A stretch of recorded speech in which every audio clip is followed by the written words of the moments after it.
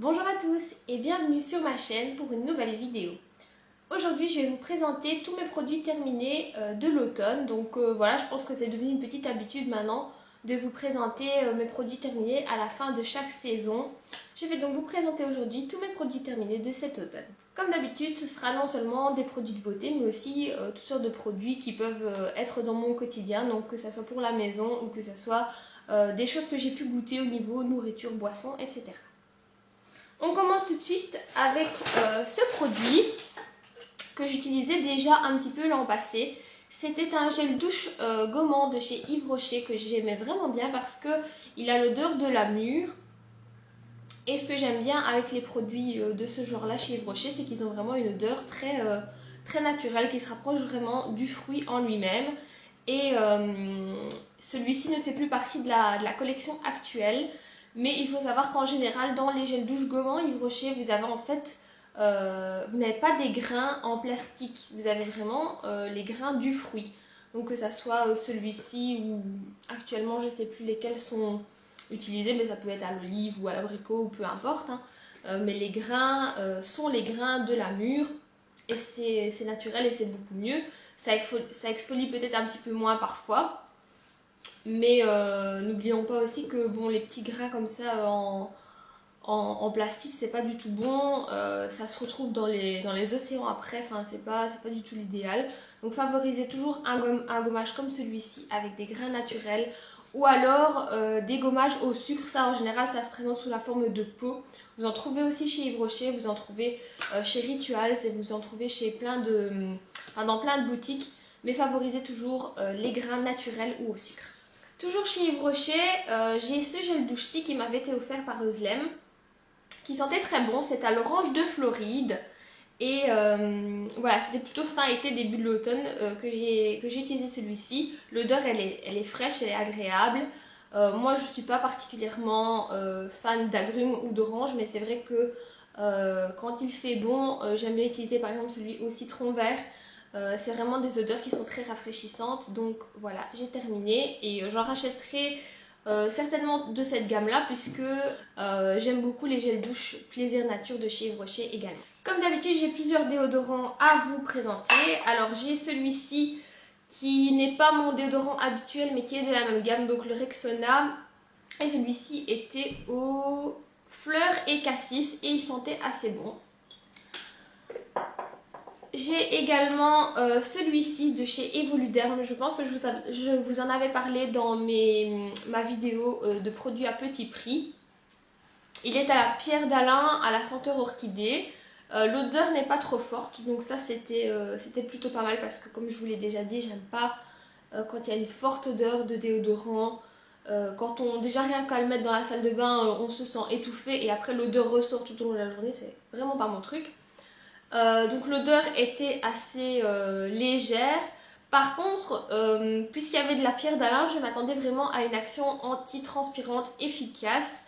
Et c'était pas spécialement le cas, pas plus qu'avec un autre déodorant. Efficacité 24 heures, oui bon voilà, pas trop de mauvaise odeur, mais en même temps pas non plus une action anti-transpirante spéciale quoi.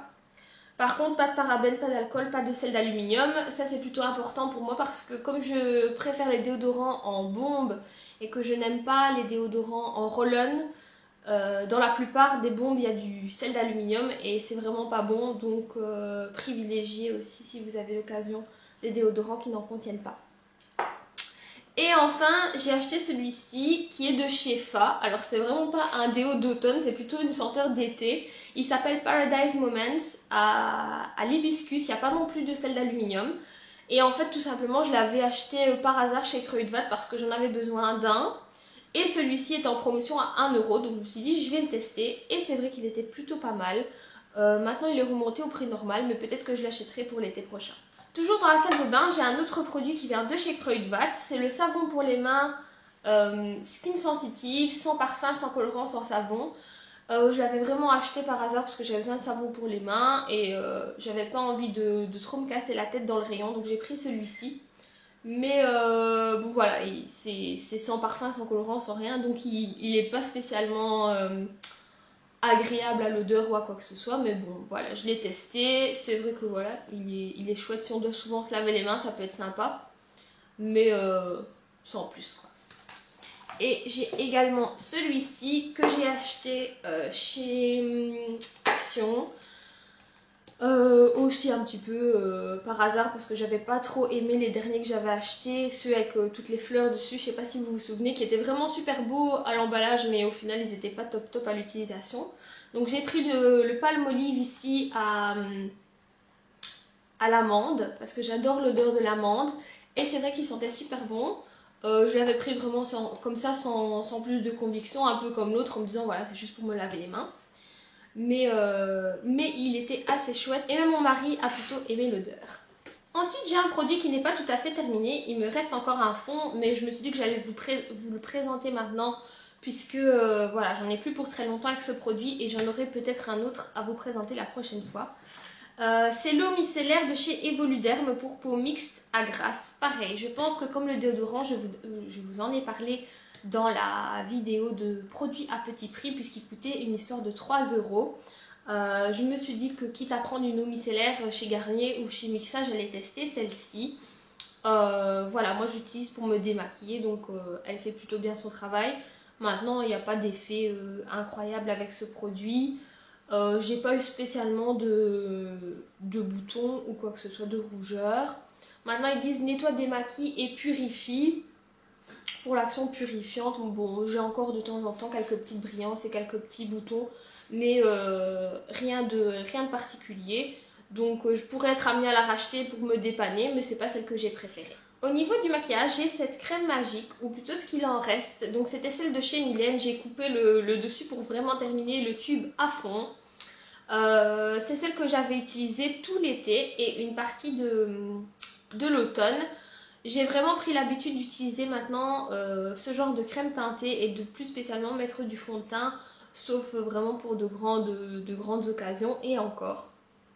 Donc voilà, je me suis vraiment accoutumée, si on peut dire, à cette petite crème magique pendant l'été et j'étais très satisfaite. J'ai également utilisé la bébé crème de chez Lidl et je viens d'en racheter une parce que c'est vraiment un coup de cœur. Elle ne coûte que 2 € je crois. Et franchement je suis très contente, je n'ai utilisé que celle-là tout l'automne. Il faut savoir que j'ai été pendant cet automne 2 mois en stage à l'hôpital. Donc j'avais pas spécialement envie de m'amuser à me maquiller, à mettre du fond de teint ou quoi que ce soit. Mais c'est plutôt agréable le matin plutôt que de mettre une simple crème de jour hydratante, de mettre une bébé crème et d'avoir quand même le teint un petit peu unifié et un petit peu relevé le teint. Enfin voilà, moi j'ai vraiment bien aimé et je l'ai racheté sans problème. Ça m'a pas donné de boutons ou de rougeur ou de quoi que ce soit. Je veux pas dire que j'ai spécialement une peau sensible, mais j'ai plutôt une peau mixte, donc ça m'arrive d'avoir des petits boutons et c'était pas du tout le cas avec cette crème. J'ai également terminé un petit tube, enfin un petit flacon de concealer de chez Essence. Donc on me l'avait conseillé, je ne sais plus sur quel groupe, quand je devais acheter, voilà, je devais acheter un concealer et j'avais pas envie de mettre beaucoup d'argent là-dedans. Donc voilà, je voulais un bon rapport qualité-prix et on m'avait conseillé celle-ci. Et franchement, j'en suis plutôt contente parce que c'est vraiment un produit qui coûte une histoire de 2 ou 3 €. Ils disent, bon, long lasting 16 heures, j'irai pas jusque là. Mais voilà, c'est plutôt pas mal. Donc je vous montre un peu de plus près. Et je l'ai racheté également. Et enfin, un dernier produit de maquillage, c'est l'eyeliner Metallic Black de chez Mylène. Je saurais vraiment pas vous dire à l'heure actuelle ceux qui existent encore parce qu'il y avait plusieurs couleurs au moment où moi je travaillais pour Mylène. Il y avait de l'aubergine, du doré, du kaki, du bleu marine, il y avait plein de chouettes couleurs. Donc c'est une... Bon bien sûr là il n'y en a plus dedans mais on le tourne et c'est un genre de petit pastel qui sort au fur et à mesure. Et ce que je trouve génial, c'est que vous avez un petit taille-crayon au bout, ce que je ne retrouve pas sur la plupart des autres eyeliners de ce format. J'en ai qui viennent de chez Avon qui sont pailletés mais il n'y a pas le petit taille-crayon, donc j'utilise le taille-crayon de ceux-ci en fait pour tailler les autres. Et du coup la pointe est vraiment bien fine et vous allez faire un très beau trait sur l'œil. Donc voilà, ils sont vraiment chouettes. D'ailleurs, je me souviens que quand je travaillais chez Mylène, ça se vendait vraiment comme des petits pains. Mais voilà, je ne sais plus vous dire quelle teinte existe encore. Je suppose que le noir doit encore exister parce que c'était vraiment une valeur sûre. Voilà, et pour l'instant, je suis en train de tester celui de chez Action, qui est pas du tout dans la même, dans la même gamme de prix. Je veux dire, celui-ci ne coûte pas 20 € non plus, hein.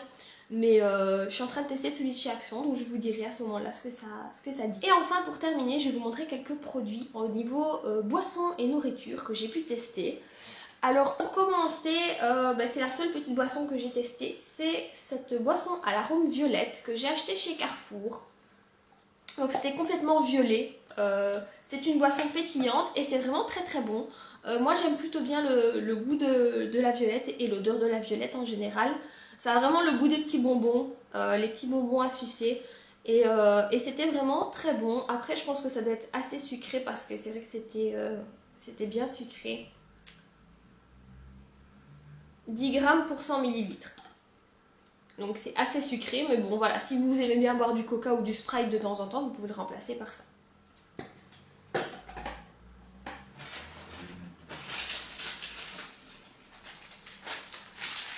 Alors, toujours au niveau boisson, mais je pense que je vous en ai déjà parlé et je sais pas, je vous en parlais combien de fois.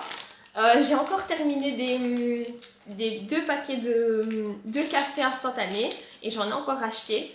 Donc ça se présente comme ceci pour celles qui ne connaissent pas. Ce sont des petits sachets de café instantané et celui-ci il est à la noisette, il est très très bon. Ça existe aussi en version latte, sans noisette. Il y a aussi du latte caramel. Ils sont très bons, je crois que c'est une histoire de 2,80 € ou un peu moins de 3 € le paquet de 8. Donc c'est plutôt intéressant si vous n'aimez pas le café normal et que vous n'en buvez pas très souvent. En tout cas moi c'est mon cas, je ne bois pas de café tous les matins, encore moins plusieurs fois par jour. C'est vraiment de temps en temps quand j'ai envie de me réchauffer et que j'ai pas envie de thé, que j'ai envie de changer. À ce moment-là je bois un petit café comme ça et c'est plutôt pas mal. Alors j'ai aussi testé quelques petites gourmandises ici qui viennent toutes de chez Action. Il y avait entre autres un paquet comme ça avec des mini Oreos, mais vous allez pouvoir le voir dans la recette de mon cheesecake aux Oreos parce que je pense que j'ai jeté l'emballage après avoir fait la recette, mais ça venait aussi de chez Action. Ici c'était des petits rochers au daim, ici des petites boules un peu comme des œufs de Pâques, hein, mais version hiver, au daim également, et les petites bouboules aux Oreos. Les mini Oreos j'aime beaucoup, c'est sympa pour décorer un gâteau ou autre, et c'est plutôt sympa à grignoter aussi. Et à l'intérieur vous avez aussi des petites pastilles de chocolat et des petites dragées, donc tout est mélangé. J'aime beaucoup, ça je ne pouvais plus m'arrêter de le manger, c'est vraiment hyper bon. C'est croustillant, ça a le goût de caramel, c'est super bon. Si vous aimez le daim, si vous avez déjà goûté les daims normaux, ça c'est top, c'est super bon. Ça moins, franchement. Déjà quand on l'a déballé dans la voiture, parce qu'on l'a déballé dans la voiture pour goûter, on a senti l'odeur de caramel très forte et c'était moins bon. Franchement, la petite boule en chocolat en elle-même, elle est pas top. Et pareil pour le petit, les petites, je sais pas comment ça s'appelle, les petites bouboules aux Oreos, ils s'appellent ça comment? Chocolat au lait, ils disent parce que c'est bon, bref. Les petites boules aux Oreos, pareil. Le chocolat en lui-même, il n'est pas super bon. Pourtant, c'est Milka, mais voilà. J'étais un peu déçue. Et voilà, à l'intérieur, c'est un petit peu un goût crémeux avec des petits éclats d'Oreo, mais sans plus.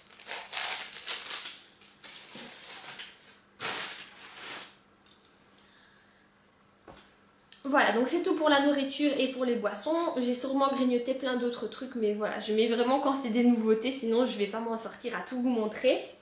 J'ai terminé aussi 2 bougies qui venaient de chez Ikea, de l'hiver 2015 parce que je les avais un peu économisées, j'avais pas trop voulu les terminer. Mais là voilà, elles sont finies, j'ai plus de mèches. Je vais essayer de récupérer les pots parce que vous voyez, ils sont vraiment super jolis, c'est tout travaillé.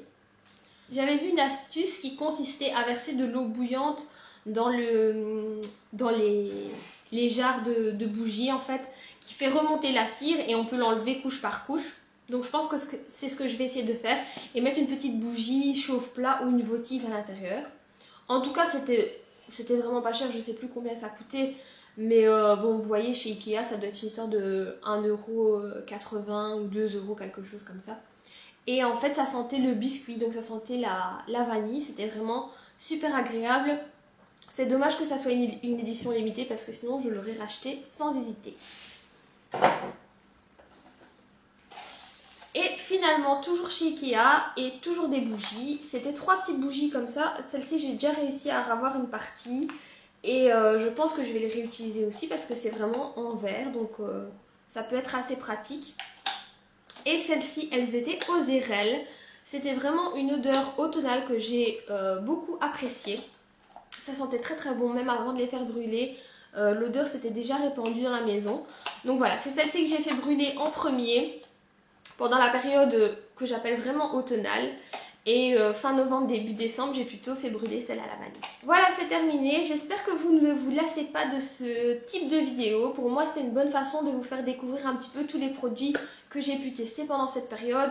Je pense pas avoir assez de consommation de produits pour dire de vous faire une vidéo favori tous les mois ou une vidéo même produit terminé tous les mois. Donc c'est pour ça que je le fais comme ça à chaque saison.